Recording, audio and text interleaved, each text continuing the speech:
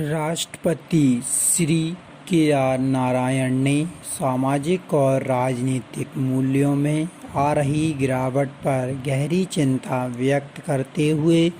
देशवासियों का आह्वान किया है कि देश में व्याप्त भ्रष्टाचार, सांप्रदायिकता, जातिवाद और राजनीति के आपराधिकरण के विरुद्ध संघर्ष में उन्हें आगे आना होगा। स्वतंत्रता की स्वर्ण जयंती समारोह के अवसर पर आज मध्य रात्रि को संसद के केंद्रीय कक्ष से देशवासियों के नाम पर अपने संदेश में कहा कि भ्रष्टाचार हमारी राजनीति और समाज के महत्वपूर्ण अंगों को खोखला कर रहा है।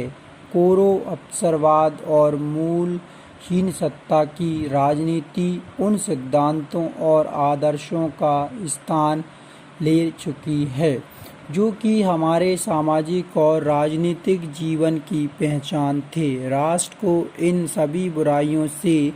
मुक्त करने के लिए एक सामाजिक आंदोलन चलाए जाने की आवश्यकता है। हम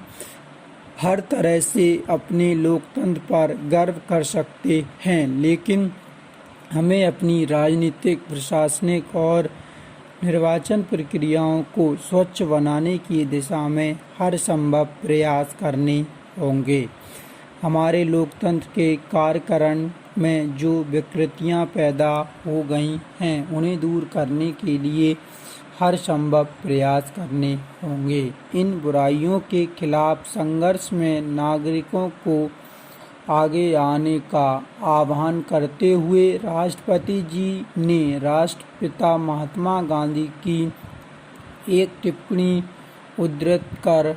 कहा कि महात्मा गांधी ने बढ़ते हुए भ्रष्टाचार पर भविष्य सूचक दृष्टि डालते हुए कहा था कि चाहे कोई छिपाने की लाख कोशिश करे, भ्रष्टाचार एक न एक दिन सामने जरूर आएगा और जनता संदेह के प्रत्येक न्याय संगत मामले में अपने सेवकों से जैसा भी वह चाहे जवाब तलब कर सकती है, उन्हें बर्खास्त कर सकती है, उन पर किसी विधि न्यायालय में मुकदमा चला सकती है, उनके आचरण की जांच करने के लिए किसी मध्यस्थ निरीक्षक को नियुक्त कर सकती है। आगे उन्होंने कहा कि स्वतंत्रता के 50वें वर्ष में जब वे भारत के सभी लोगों से एकता और विश्वास प्रदर्शित करने की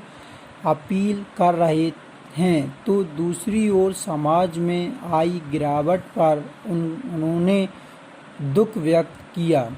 इन बुराइयों से देश को मुक्त कराने के लिए सामाजिक आंदोलन की बहुत ज़रूरत है। यह आंदोलन नकारात्मक प्रयोजनों के लिए नहीं बल्कि सकारात्मक उद्देश्यों के लिए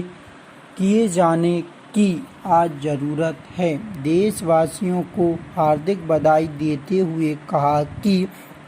अनेक विफलताओं के बावजूद हमने महत्वपूर्ण उपलब्धियां हासिल कर आवाज़ को बुलंद किया है।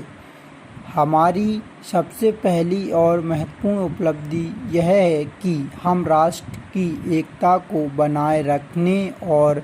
इस विशाल देश को एकजुट रखने में बहुत ज़्यादा कामयाब रहे हैं।